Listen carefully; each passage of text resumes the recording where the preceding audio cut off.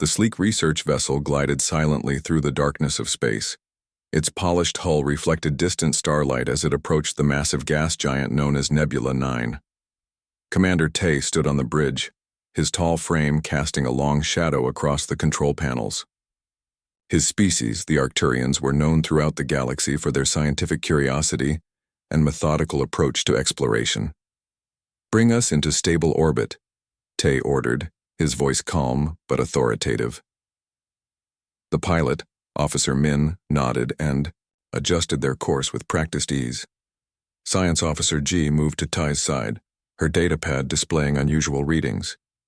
"Commander, I'm detecting strange energy patterns from within the planet's atmosphere. They appear to be artificial in nature." Tay's eyes narrowed. "Artificial? That's not possible. Our records show this planet is uninhabited." "The readings are clear," G insisted. "These patterns show regular intervals and structured design. Natural phenomena don't behave this way." The bridge fell silent as the crew processed this information.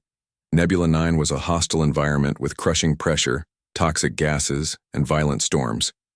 No known species had developed technology to survive. In such conditions, Security Chief Day joined them, his muscular form tense with concern. Could it be leftover technology from the ancient Vexar civilization? They were known to experiment with extreme environments. G shook her head.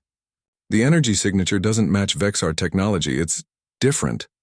Almost familiar, yet not quite." Commander Tay turned to face his senior staff. "What species does it most closely resemble?" G hesitated before answering. "Humans, sir. The patterns bear similarities to human energy systems, but far more advanced than anything we've seen from them." A ripple of surprise moved through the bridge crew. Humans were supposed to be confined to Earth and a few nearby outposts following their defeat in the Galactic War 50 years ago. The peace treaty had specifically limited their expansion to prevent another conflict. "Impossible," said Tay firmly. "Humans lack the technology to survive in a gas giant. Besides, our monitoring stations would have detected any migration to this sector, unless they wanted to remain hidden," Day suggested quietly. Tay considered this troubling possibility. "Show me the exact location of these energy readings." G brought up a three-dimensional map of Nebula 9 on the main display. A cluster of bright points pulsed about 80 kilometers below the outer atmosphere, in a relatively stable layer of the giant planet. "The readings come from this region. It's actually one of the less volatile areas of the planet, with fewer storms and more consistent pressure," G explained. Engineer Sung spoke up from his station. "Sir, if someone found a way to withstand the pressure and filter the toxic elements, that layer could theoretically support life with the right technology." Tay paced the bridge, weighing his options. If humans had indeed established a secret colony here, it represented a serious treaty violation, yet making accusations without proof would be diplomatically dangerous. "We need to confirm what we're dealing with," he decided. "Prepare our atmospheric probe for launch. Equip it with our strongest shields and all available sensors." The crew moved with efficient purpose, preparing the probe for its dangerous journey. Within an hour, the small craft was ready for deployment. "Launch probe," Tay commanded. The probe shot from the ship's bay and began its descent toward the gas giant. The bridge crew watched intently as it pierced the outer layers of the atmosphere, sending back data and images. At first, they saw only the expected swirling clouds and turbulent gases. "Pressure increasing, but shields are holding," reported Sung. "Temperature and toxicity within expected parameters." The probe continued its descent, pushing deeper into the planet's mysteries. Suddenly, the readings spiked dramatically. "Sir, the probe has encountered some kind of energy field," Sung called out. On the main screen, they watched as the swirling gases seemed to ripple and then part. Like a curtain being pulled aside, the true view was revealed.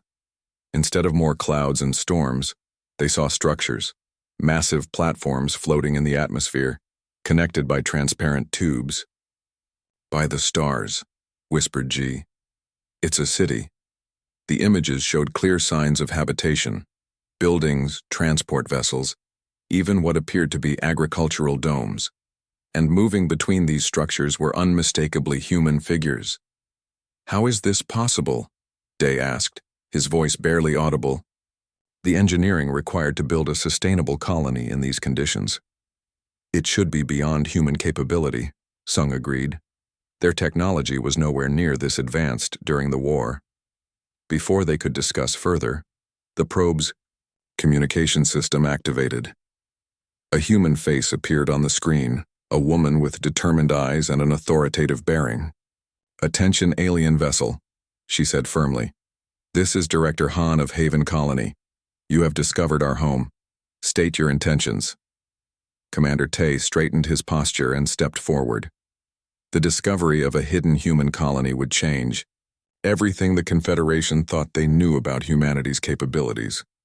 And judging by the technology they were witnessing, these humans were far more advanced than anyone had suspected. "This is Commander Tay of the Galactic Confederation research vessel, Celestial Observer," he replied. "We come in peace, but I must ask, how long have you been here hiding inside a gas giant?" Director Han's expression remained neutral, but her eyes showed both pride and caution. "Long enough to call it home," she answered. "Perhaps it's time for a proper introduction." The exploration probe plunged deeper into the swirling atmosphere of Nebula 9. Its outer shell glowed red from friction as it cut through layers of dense gas. Inside the Celestial Observer, the alien crew watched with fascination as the probe's cameras revealed the hostile environment of the gas giant. "Pressure levels are reaching critical points," Engineer Sung reported, his fingers dancing across the control panel. "Most vessels would be crushed at this depth." Commander Tay nodded silently, his eyes fixed on the main screen. The probe had reached 70 kilometers below the outer atmosphere, sending back images of violent storm systems and swirling clouds in shades of amber and purple. "Something's changing," Science Officer G said suddenly, pointing to the readings. "The atmospheric composition is shifting." The probe continued its descent, reaching the 80-kilometer mark when the impossible happened. The turbulent gases seemed to part, revealing a clear space where none should exist. The violent storms that had battered the probe suddenly calmed. "The probe has passed through some kind of barrier," Sung said in amazement. "Pressure readings are normalizing." The main screen showed an astonishing sight. Massive platforms floated within the gas giant's atmosphere, defying the crushing pressure around them. These weren't small outposts, but enormous structures stretching 4 kilometers. Transparent domes housed what looked like parks and green spaces. Transport tubes connected the platforms, with small vessels moving between them. "How can humans live here?" Day whispered. "The environment should make this impossible. They've created their own environment," G replied, her voice filled with reluctant admiration. "Look at those energy fields. They're pushing back against the atmospheric pressure." The probe's cameras zoomed in on one of the larger platforms. Humans moved about their daily business, seemingly untroubled by the fact that they lived inside a gas giant. Children played in artificial parks. Workers tended to machinery that extended into the surrounding gases. "They're harvesting the atmosphere," Sung realized. "Those collectors, they're extracting elements from the storms." Commander Tay ordered the probe to approach one of the main platforms. As it drew closer, they could see the intricate details of human engineering. The structures were built from an unfamiliar metal alloy that shimmered with an inner light. Energy fields pulsed rhythmically, creating protective bubbles around the colony. "Sir, they're tracking our probe," Security Chief Day warned. "Defense systems are activating." On screen they watched as several small craft detached from the nearest platform and moved to intercept the probe. These weren't military vessels but appeared to be utility craft repurposed for defense. "They're scanning us," G reported. "Very thorough scans. They're taking our measure." The communication system chimed. Director Han's face appeared on screen again, her expression more guarded than before. "Your probe has seen enough," she said firmly. "We invite 2 representatives to visit Haven. You may bring your own transport craft if you don't trust ours." Tay considered the invitation carefully. "We accept. Science Officer G and I will come. We mean no harm. We are simply surprised to find humans thriving in such an unlikely place. Han's expression softened slightly. We've grown used to surprising people. Sending coordinates for docking now. The alien commander and science officer prepared for their visit, boarding a shuttle designed to withstand extreme conditions. As they descended toward the human colony, both felt a mixture of scientific curiosity and political concern. This discovery would send shockwaves through the Galactic Confederation. Their shuttle passed through the same barrier their probe had discovered. G's instruments confirmed it was an advanced force field that selectively filtered the atmospheric gases and equalized pressure. Their technology is far beyond what humans possessed during the war, G noted quietly. They've evolved rapidly in isolation. The shuttle docked at a receiving bay extending from one of the massive platforms. When the door opened, they stepped into an environment that felt strangely Earth-like, despite being deep within a gas giant. The gravity was slightly stronger than standard, but otherwise it felt like stepping into any human station. Director Han waited for them, flanked by two assistants. In person, she was tall for a human with an air of quiet authority. "Welcome to Haven," she said, extending her hand in the human greeting custom. "You're the first visitors we've had in 47 years. Tay accepted the gesture, his larger hand enveloping hers. "Your colony is remarkable. We had no idea humans could adapt to such an environment." "Follow me," Han said, leading them from the docking bay. "I'll show you what necessity and isolation can accomplish." They walked along transparent corridors that offered views of both the colony and the swirling gases beyond. The architecture blended function with beauty, curves and arches that helped distribute the pressure while creating pleasing spaces. "Our ancestors chose this gas giant because no one would think to look for humans here," Han explained. "The initial years were difficult. Many died establishing the first platform. How many people live here now?" G asked, noting the bustling activity around them. "Just over 20,000, Han replied. 3 generations of Haven-born humans who have never known Earth. They entered a large central dome where the illusion of an Earth-like environment was complete. Trees and plants grew in carefully tended gardens. Water flowed in artificial streams. Above them, clever lighting created the impression of a blue sky. "This is beautiful," G said honestly. Han nodded, a hint of pride in her expression. "We didn't just survive here. We found a way to live well. Our children are born stronger due to the higher gravity. Our scientists have developed technologies your Confederation hasn't even imagined." Commander Tay stopped walking, fixing Han with a serious look. "The treaty forbade human expansion beyond your home system. Your presence here violates those terms." Han met his gaze steadily. "Treaties imposed by victors on the defeated rarely account for the will to survive. We chose not surrender but isolation." Around them, Haven continued its impossible existence, floating within a gas giant that should have crushed it long ago, a testament to human determination and ingenuity. The meeting chamber aboard the Celestial, Observer, hummed with tension. On one side of the long table sat Commander Tay and his alien crew. On the other side, Director Han led a small group of humans from Haven Colony. The soft blue lighting reflected off the polished surfaces, casting gentle shadows across concerned faces. "Let us speak plainly," Commander Tay began, his tall form leaning forward slightly. "Your colony exists in direct violation of the peace agreements signed after the Galactic War." Director Han remained calm, her hands folded neatly on the table. "Those agreements were signed by Earth governments that no longer exist. We left before the final surrender was complete." Chief Engineer Park, a sturdy man with clever eyes, spoke up. "We were scientists and engineers, not soldiers. When the war turned against humanity, we chose to preserve knowledge rather than fight a losing battle." Science Officer G studied the humans with unconcealed interest. "How did you manage to build sustainable habitats within a gas giant?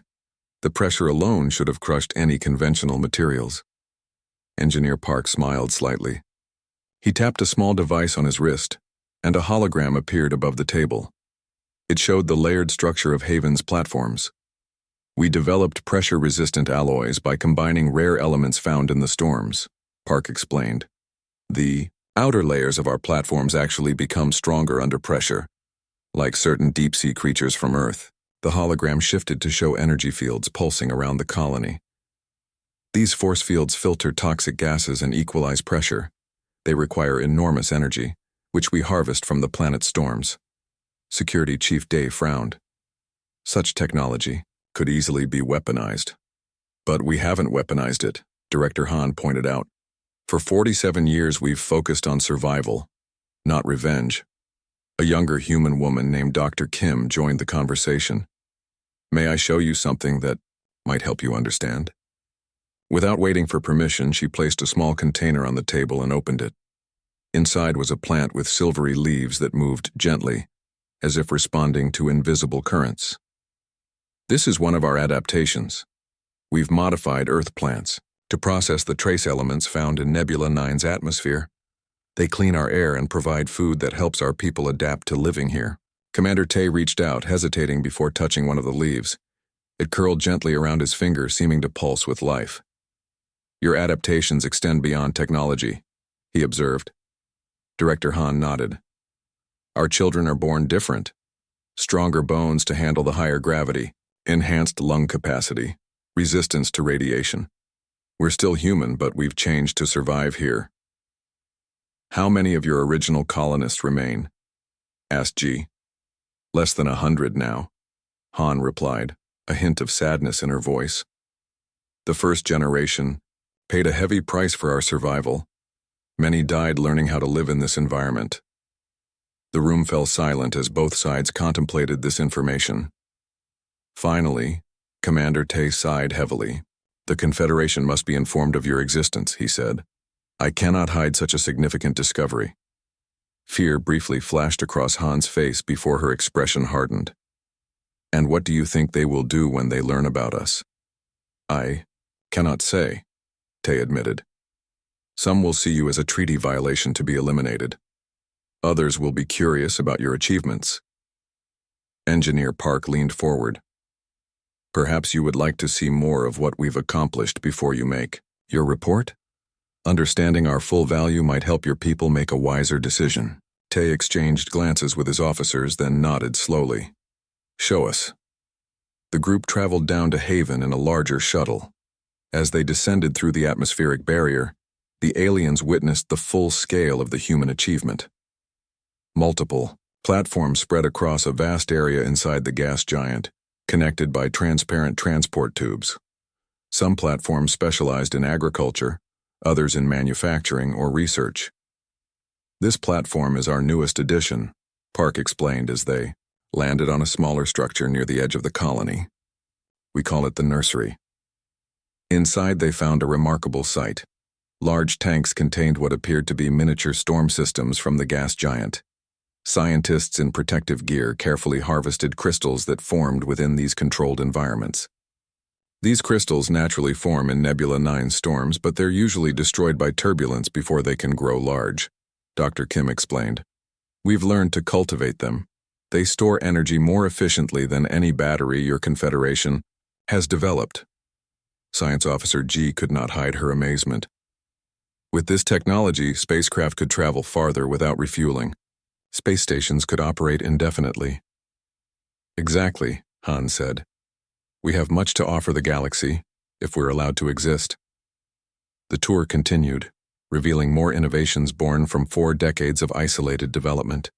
The aliens saw medical facilities where treatments developed for the extreme conditions of Haven were being adapted to cure diseases that plagued other worlds. They witnessed educational systems where children learned not just human knowledge, but information about the entire galaxy preserved by the colony's founders. As they returned to the meeting chamber, the mood had shifted. Respect had replaced suspicion in the aliens' eyes. You've built something remarkable here, Commander Tay acknowledged. Something worth preserving. Then help us survive the coming storm, Director Han replied. Because once the Confederation learns of our existence, they will send more than a research vessel.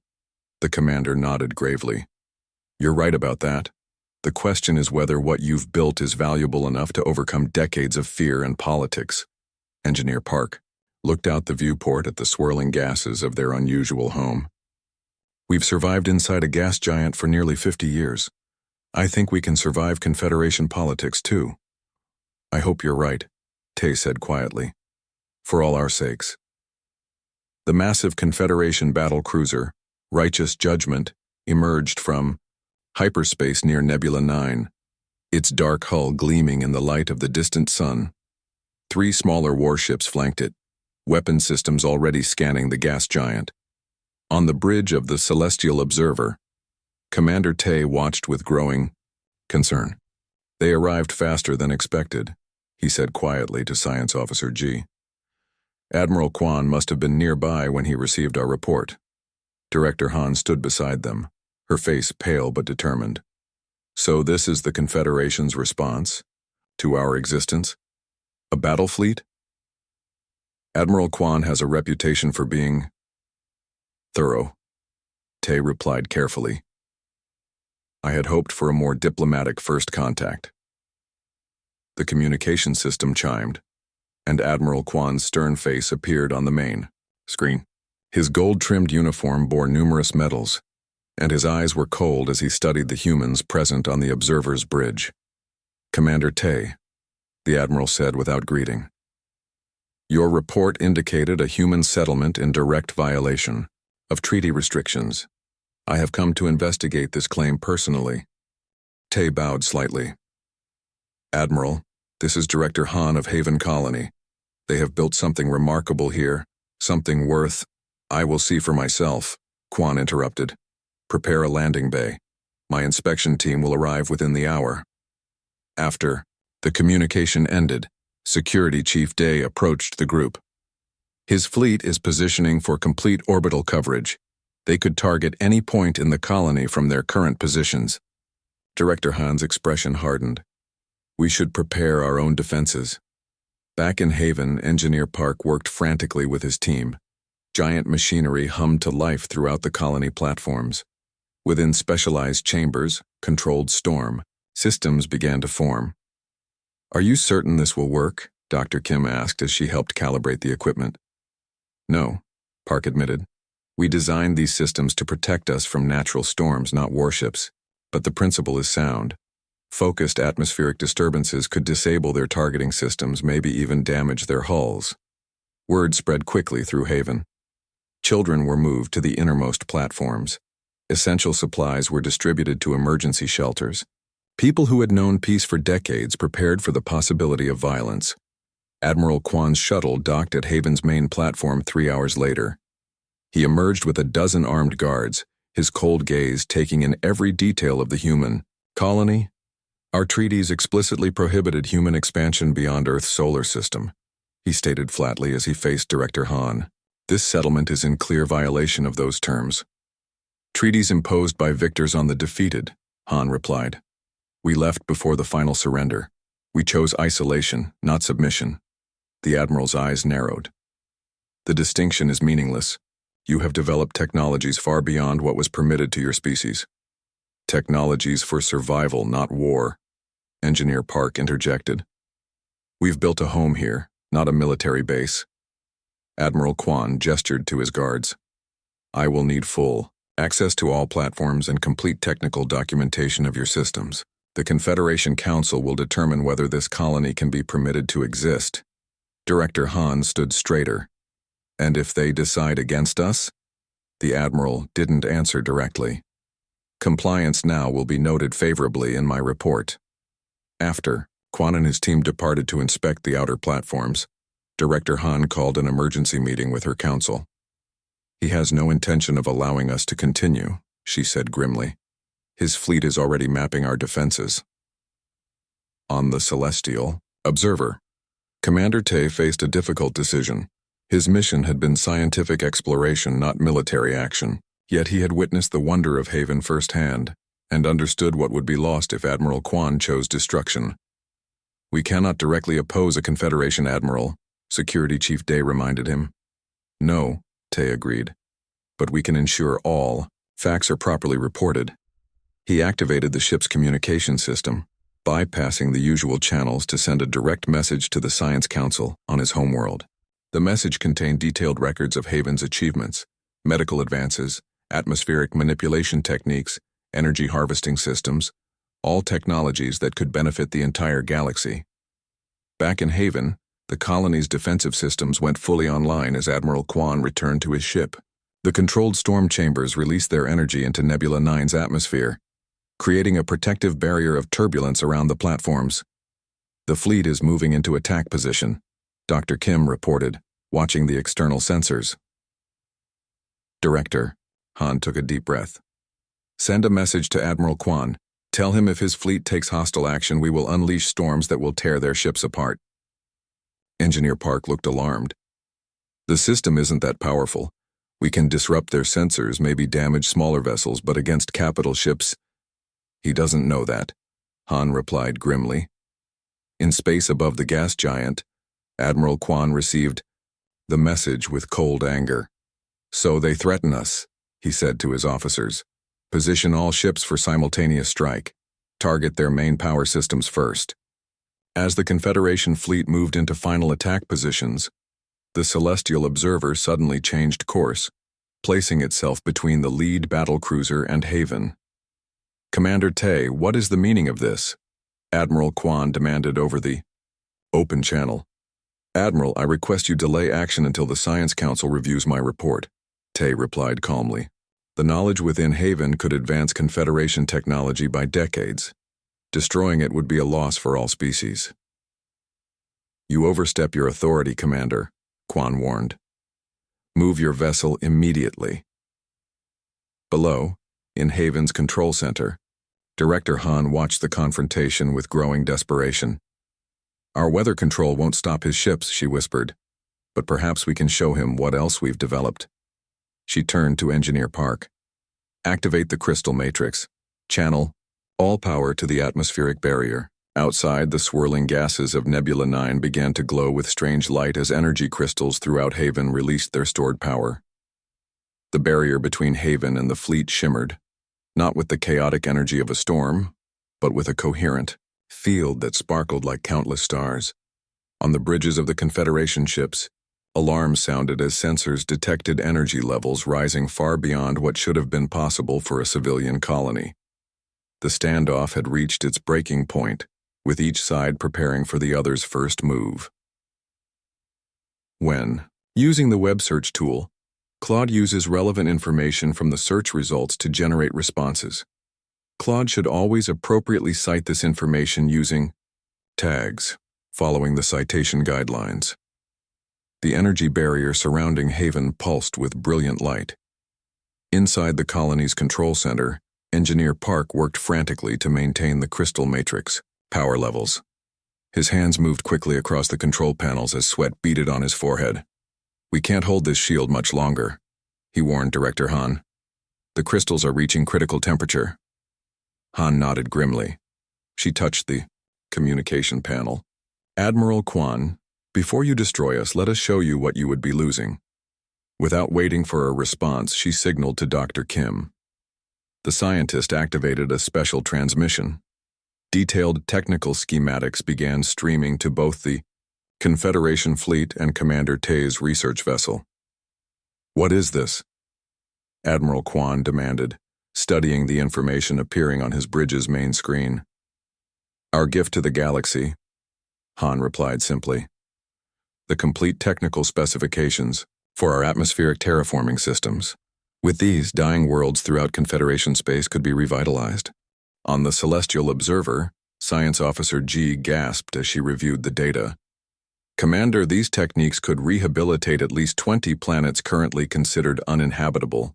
The applications are revolutionary. The transmission continued. Engineering diagrams for energy harvesting from gas giants. Medical procedures developed to help humans adapt to extreme environments. Specialized agricultural methods that could grow food in hostile conditions. This is only a fraction of what we've developed, Han continued. Destroying Haven means losing all this knowledge, or we can work together toward a better future for all species. Admiral Kwan remained silent, his stern expression unchanged as the data continued to flow. Finally, he spoke. These technologies could be extracted without preserving your colony. You could take our records, Engineer Park replied, joining the conversation. But not our minds, not our ongoing research. Each generation born in Haven has adapted further to this environment. The children here possess unique physiological traits that could lead to even greater breakthroughs. Commander Tay seized the opportunity. Admiral, I've already sent my complete findings to the Science Council. They will recognize the value of what exists here. Destruction of Haven would be questioned at the highest levels. Tension filled the silence that followed. Admiral Kwan's fleet remained in attack position. Haven's energy shield flickered as the crystal matrix approached failure. Finally, the Admiral spoke. Power down your defensive systems. I will delay judgment until the Science Council reviews the data. 3 days passed. The Confederation fleet maintained its position around Nebula 9, but no hostile actions were taken. Inside Haven, life cautiously returned to normal, though everyone understood their fate remained uncertain. On the 4th day, a new ship arrived, a sleek diplomatic vessel bearing the markings of the Confederation's Science Council. From it came Counselor Jin, a respected elder known for her fair judgment. The meeting room on the Celestial Observer was crowded. Admiral Kwan and his officers sat stiffly on one side, Director Han and her team on the other. Commander Tai and his crew occupied the middle ground. Counselor Jin studied each face carefully before speaking. I have reviewed all evidence presented. The existence of this colony does violate the letter of our treaties with Earth. Admiral Kwan nodded in satisfaction, but Jin raised her hand to silence him. However, she continued, these treaties were written to prevent human aggression, not human innovation. For 47 years, Haven has developed in isolation, focusing on survival rather than expansion or conflict. She turned to Director Han. Your willingness to share your discoveries, rather than use them as bargaining chips, speaks to your peaceful intentions. Jin placed a data crystal on the table. The Science Council proposes a new agreement. Haven will be recognized as a sovereign human territory. In exchange, your researchers will collaborate with Confederation scientists on joint projects. Admiral Kwan frowned. This sets a dangerous precedent. Perhaps, Jin acknowledged, but destroying a peaceful colony that offers substantial benefits to the Confederation would set a worse one. The Admiral's shoulders slumped slightly in defeat. I will accept the Council's decision. 1 month later, the first joint research team arrived at Haven. Scientists from 12 different species established laboratories on a newly constructed platform. Their mission? To adapt Haven's technologies for use throughout the galaxy. Engineer Park showed a young Arcturian researcher around the atmospheric control center. For years we thought we were just hiding, he said thoughtfully. Now I realize we were growing in ways we never would have on Earth. The Arcturian nodded. Sometimes isolation breeds the most remarkable innovation. Outside, Nebula 9's eternal storms continued to rage. But within Haven, surrounded by the unlikeliest of environments, a new era of cooperation had begun. Humanity had not just survived, they had created something valuable enough to change their place in the galactic community. Director Han watched from her office window as human children played alongside the children of visiting researchers. From refugees to teachers, she murmured with quiet pride. Not a bad journey after all.